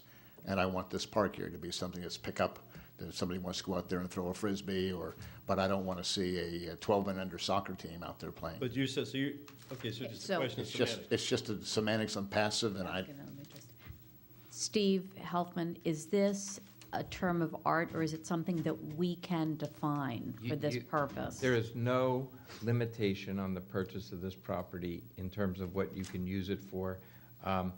That's up to you and where the funds come from, okay? So the only thing that would restrict its use is where the funds come from. If the funds are coming from the Land Acquisition Fund, which is specifically intended for recreational space, then you would have to use it for that. But the truth is that you could use it for any municipal use. The contract doesn't limit that. But so you'll make that decision. Fair enough. Having nothing to do. The manager has his impression of what he'd like to see there, but that's not his decision. He thinks that it should be passive in nature, but that's your decision about how you want to use this. Once you acquire land, if you decide to acquire this, we have a provision in our code that before you can put it to any use, you have to have a hearing, and then once you do that, if you're going to do any improvements there, you have to have a separate site plan hearing. So we have stages that we'll go through in terms of actually committing it to a use, okay, So and the extent of that use. It will be a public process. It's also a policy decision based on maybe what the neighbors articulated Absolutely. It'll and be a why they public said hearing and they agreed to a certain Yes. type of use, and so that's Yes. just, but it's open for further discussion and Yes. clarification. Okay, Jim and then Mike. I'm not crazy about a pocket park per se, but I'm certainly willing to use this property as a test case and see how it goes. I've gone by that property for years. It's always been used by kids and people, in the area, and I'd like to see that continue. I think the price at $2,090,000 is a fair price. The Mackles, the interior Mackles, which are 7,500 square feet, are going for $1.8 million. This has a little less than 10,000 square feet. It's a corner lot, so you get more property for it. And I think $2 million probably is in the ballpark, so I don't have a problem with the price. And I note that there was some discussion and some letters going back and forth as to naming rights, as to what are we going to call this piece of property. Obviously, it's going to be a park. It's not going to be what Ed and I are concerned about in the word passive, but we certainly can envision the kids playing on this, people, park benches and so forth. But in terms of naming rights, I think what we've done in the past, and the Village Green is a perfect example where Mr. Robozo, wanted his name on that piece of property, and we ended up with a marker. And I think the same can be done on this piece of property in terms of the Hendersons. Evidently, they owned it going back to the early 50s. It's been vacant, as was said earlier, now for a number of years. And I think that if it's the consensus of council, the majority of council is to go ahead and buy this piece of property, it's certainly at $2 million is a lot better than what we were talking about at 202 Sunrise, where we're talking about 10, 11, 12 million dollars. You know, I'd much rather spend our nickel on the quote-unquote this test case and see how it goes. If it doesn't work, we can always sell it, and I'll guarantee you, we won't lose any money on the deal. But I think we ought to try this and see what happens, and then we can go from there. If it's successful, we may very well look at other pocket parks, you know, because at a price range of around $2 million, we can buy a lot of pocket parks, you know, with the land acquisition money that we have. Thank you, Jim. Mike, and then Luis, and then Frank. First of all, I want to thank and congratulate the Land Acquisition Committee, A, for identifying this property as a potential space, B, as investigating it, taking the time to talk to the adjacent neighbors, getting a feel for the neighborhood to see that they were happy with the idea. They answered a lot of the concerns that and they've been expressed about, you know, neighborhood parks in the past, and I think this is going to be a fantastic addition to our community. I want to point out it's the first land we've acquired, or hopefully, if the vote goes the way I hope, it'll be the first land that's been acquired since 530, which was quite a while, you know? So it, you know, the idea that we could have a land acquisition committee, that we could get funding for it, that we could actually find land, and we're actually going to put grass instead of another house on this island, it's fantastic to see this long journey finally, you know, give some fruit. And I just want to thank them, you know, Steve and Pat and all the members of the committee for doing such a great job. And the only other thing I would add is that, you know, most of what's done in this community on a practical level is done by the manager. But we set policy. And we can set the policy for how that piece of land needs to be used. And I think a workshop that specifically invited the neighbors of that area would be helpful to get a feel for how they'd like to use it. I mean, my own idea is that nannies and moms and dads can walk to this park rather than having to get in their car and go to the Village Green, and that, you know, if you can handle a swing set or something there so that the kids can have something to play, that'd be great. You have some benches and some trees, and you know, it's a wonderful addition. So, but at the end of the day, it's what the community wants, and that's why I think a workshop will be great. Sounds like a great suggestion. Luis, and then Frank. I agree with Jim, and I agree with Alan's presentation today that this particular piece is probably a good piece to try our pocket park you know, ideas. I'm not a big proponent of pocket parks per se, but this one has been a pocket park for some time. It's just not very nice. It's just it's just grass. As far as the price is concerned, I think the price is definitely right there, because I can tell you that the Mackle house next to mine was sold for $2,100,000, and that's 7,500 square feet. So what we're paying for this one is the right price. So with all that together, you know, let's go for it. We need a motion? Well, we need to let Frank speak, and then we're going to wrap it up, and then we're going to get this done. I wanted to say, well, I think Steve has something to say. I wanted to say Steve, I think you have long. Scott Hardy, 155 Sunrise. Scott. I just wanted to mention regarding the naming rights. I don't know where it is in the package, but one of the things that the seller really wanted was Henderson Park. I mean, it has a good name, a good sound to it. Now, I don't know what the legal issue is with naming it, but I just wanted to mention that to you guys. Thank you. I think it's a great name, and thank you. Thank you, thank you. And Steve, do you want to come up? I guess we're opening a comment. I guess this is- How's that? Thank you. Actually, Steve Simon, 335 Harbor Lane, Vice Chair of the Land Acquisition Committee. I actually prepared my remarks thinking I was going to speak before you all spoke, so some of what you've captured a lot of the things that I was going to say, so forgive me if there's a little redundancy. First, thank you to the manager for your support and for placing on tonight's agenda the Land Acquisition Committee's recommendation for purchase for a park, 401 Hampton Lane, also known as the long-standing empty lot at the corner of Heather and Hampton. Mayor and Village Council, we extend our thanks to you for your deliberations that will precede and follow my remarks, or that have preceded. Councilmember Kelly, for your support, advice, and time served as the Village Council liaison to our committee, we thank you.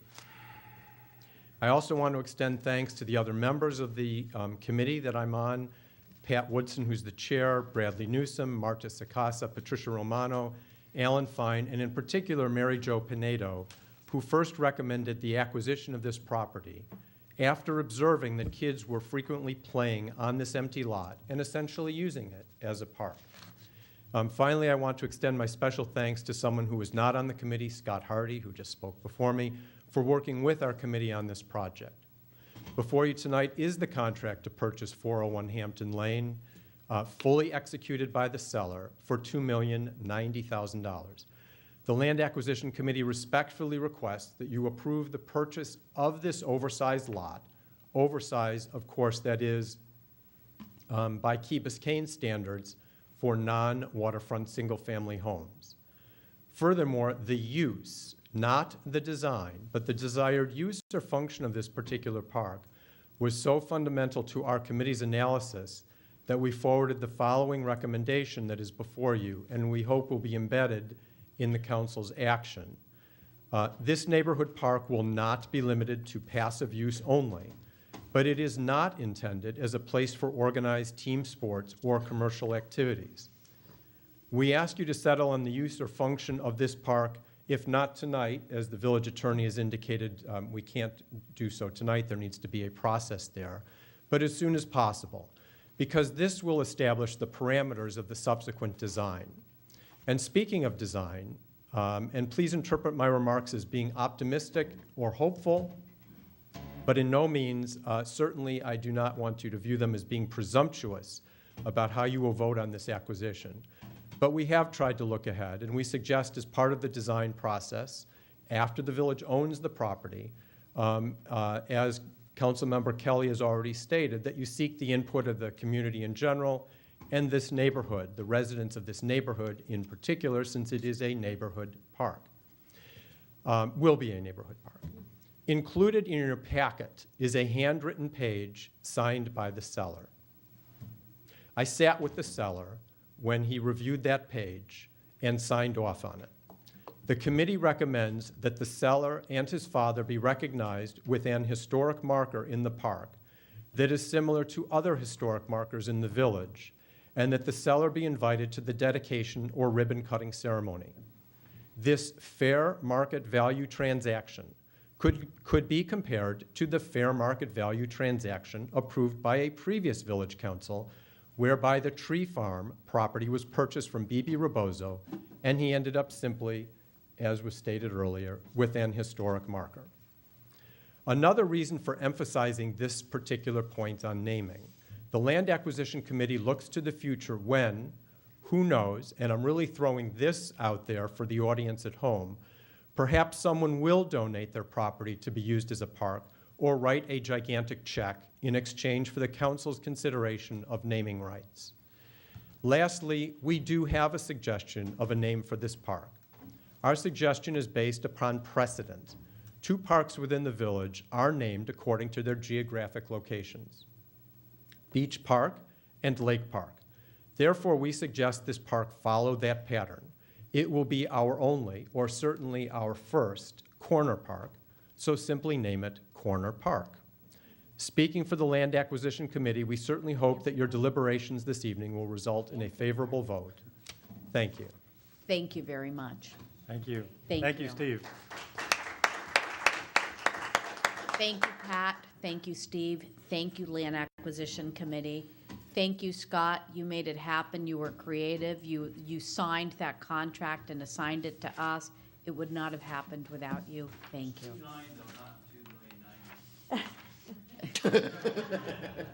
Got my attention. That's a problem. You see the part where the buyer can't make a profit on the assignment? Pat, Hi. Do I have to say my name, again? address, please. Patricia Romano, 361 Beechwood. I'm here, of course, to ask you to approve this purchase. We have worked very hard. We have looked at very different propositions, and this is baby steps, but I think we're getting it right, and we are going in the right direction. I also want to say thank you to Eileen, who is not in the committee, but has been a great help to us. And of course, Scott, that helped us get the property to you, because for what I heard, I think you're going to say yes. Thank you. Thank you all. And thank you, Mary Jo, for identifying it. I just want to say one thing about the process, just so Yes. that we're familiar with it. If you vote to accept the assignment tonight, then you will be the purchasers. We will have 23 days to do our as-is due diligence. If for some reason, after doing that, we find that there's some defect in the property, some weird title provision that won't allow you to use it as a park, or an environmental condition or something like that, we will get back to you and advise you of that, because you would have the opportunity to terminate the contract at that point at no cost. If there's nothing to that effect, then if you vote this evening to move forward, we will go forward. The manager will make the deposit, which is only due after you've done your investigation, and go forward with a closing, which would occur in the first month of next year. So we're ready to call the question, please. I need a motion. Moved. Second. Motion's not been made. I- Make a motion to purchase the I park. seconded. Thank you, Councilmember Holloway. I guess the motion is to purchase. Is to approve the assignment and To approve the assumption assignment, agreement, yeah. which Exactly. includes the contract. Thank you, Steve. On the motion as stated by the village attorney, all those in favor? Aye. Opposed? Motion carries. Great. Thank you. Next, it's an update on police parking lot, village manager. Yes, I'll keep this short. I have a committee after a sunshine session meeting with the mayor, the vice mayor, and the former vice mayor. It was decided that the former vice mayor and the current vice mayor would continue working with me as we approach Dade County for the purchase of the property out back. We have met once. We have exchanged documents, and we are prepared to exchange another document. At the same time that is going on, council directed staff prepare a design build request for proposal, RFP, for designing the parking lot. That's moving forward. The draft of that RFQ will be brought to council in January. And once that's approved, the way we have it worded, then it will go out for issuance in February. We've got a 6-month time frame before having all of this completed. But we're pursuing obtaining the property, and we're pursuing getting ready to design and build something on the property. I hope that answers some of the questions. Dr. Kelly and then Jim. I brought this up earlier just because I wanted to see what the progress was, and I asked the manager if he could speak to it tonight. He mentioned that a lease agreement was being looked into, and I wonder if either he or Frank or Jim could speak to that. Obviously, if we're going to build a structure on it, it would have to be a very long-term lease, but and it may be financially advantageous to be a lease, and I understand that interest, but I'd rather own it, honestly. And I really, our relationship with Dade County has been up and down, and a new administration could come in, and boy, the fewer things that we are dependent in any way on Dade County to, I would, prefer. So I have to defer to the attorneys as to what is best, but just at a very fundamental level, I would rather own that property as a village rather than continue to lease it. It's my 2 cents. Frank, Jim, you'd like? Yes, it's interesting in these leases. The original lease was for 30 years. And I read it. It's a pretty good lease. You know, it was certainly favorable to us. For some reason, an amendment was issued to that lease. The original lease was back in the early 90s, but an amendment was added to the original lease that shortened it to only 14 years. Why, we don't know. We agree to it? Yes. And again, we don't know why it was shortened to 14 years. When did that happen? 2007. Right. No, it expired in 2007. It was issued. There's no lease right now. But anyway, in that amendment, there is a provision for fair market value. With the fair market value based on the vacant land. Doesn't include any improvements. It was what there was there originally. So the amendment has a good point. What we want to do is to reinstate this lease going back to 2007 and make it for as long as we can, 99 years for $1.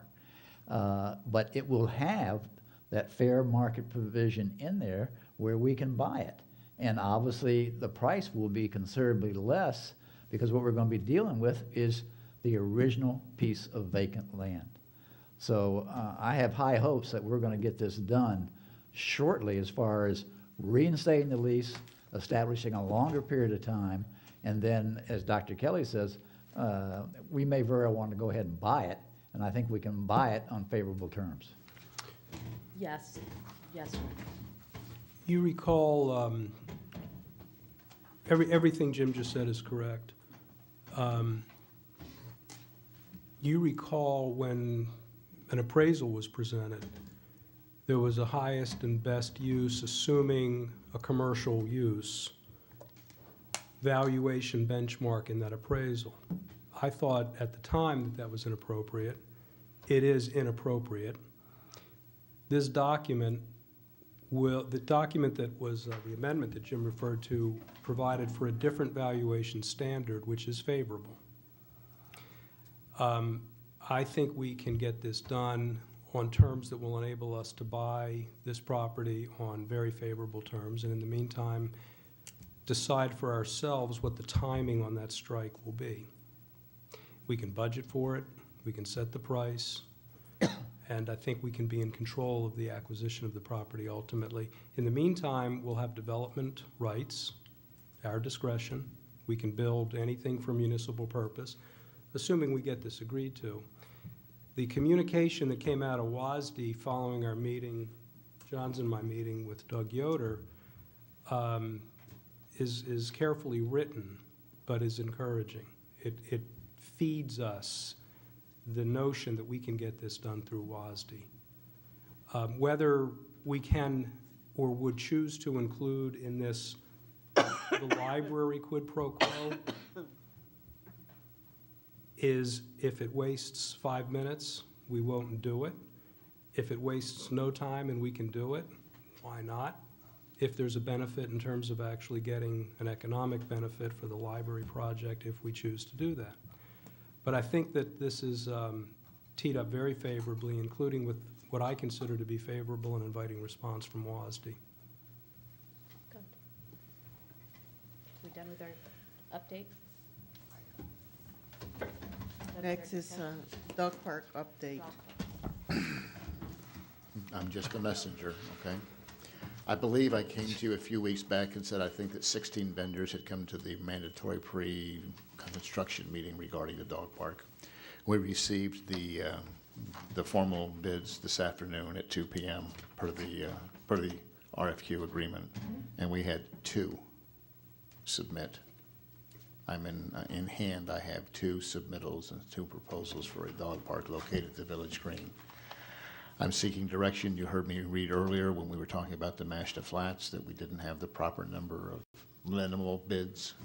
I need direction from council as to whether I vet these two bids and make a recommendation, or we go back out and try and rebid this again so that we get the proper, at least the proper number of bids. I needed 3, right?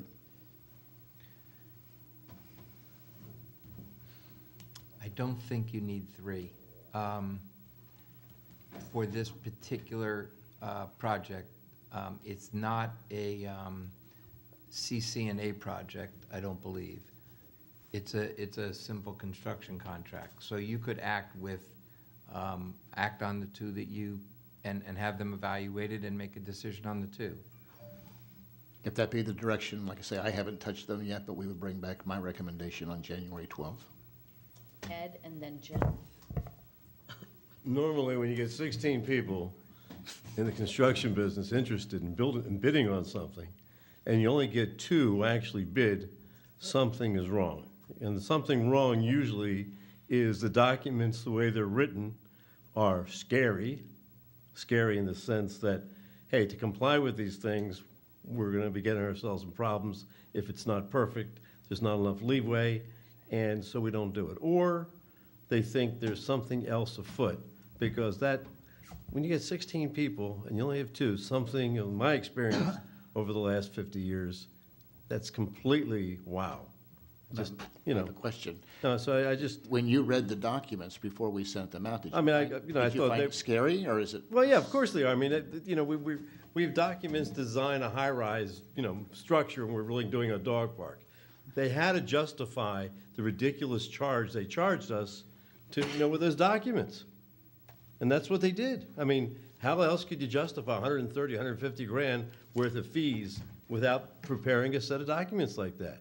And they did. And basically, that's why when I talked, and I mentioned to you, Steve, about the documents, couldn't we say to these people, hey, come back with an alternative, what you want to do when you think it's better, or you can do it cheaper, or whatever to accomplish the thing. And that's what we discussed, you remember? Because I looked at those documents and said, oh my God.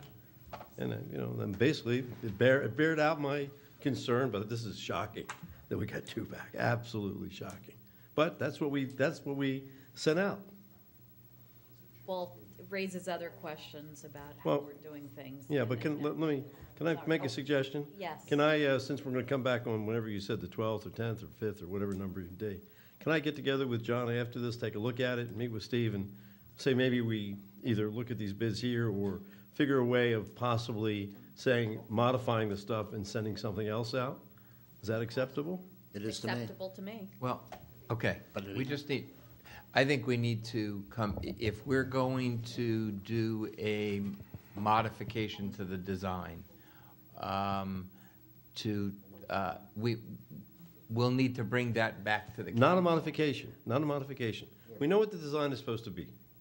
Yeah. It's how it's specified. Yeah, but once we put it out to bid, and the bidders have the documents and decide to bid or not to bid, you really can't go back and then start changing the scope of the project, because those bidders have made a decision in a competitive process of participating or not participating. You're going to have to send it back out, your proposed modification. I understand. To those bidders and say, now, what would you charge us for Yeah, this? that's what I'm talking about, yeah. Yeah, but it is starting over again. Well, look, no one wants to get this thing done quicker than me. Right. By the same token, I don't want to get raped.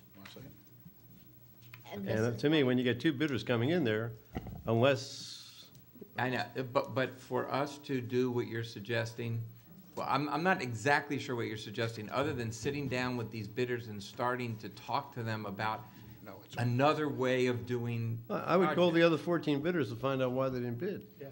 Oh, well, that's certainly a good idea. Gotta be an answer, right? No, I mean, I gotta ask them, why didn't you bid? And come back and say, hey, this is why. Can we modify, change, or whatever? Or, you know what?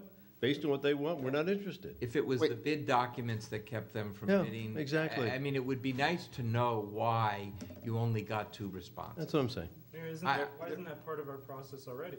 Shouldn't it be if you come to a meeting and you don't bid, that there's, if you do a survey, one of the questions, why not?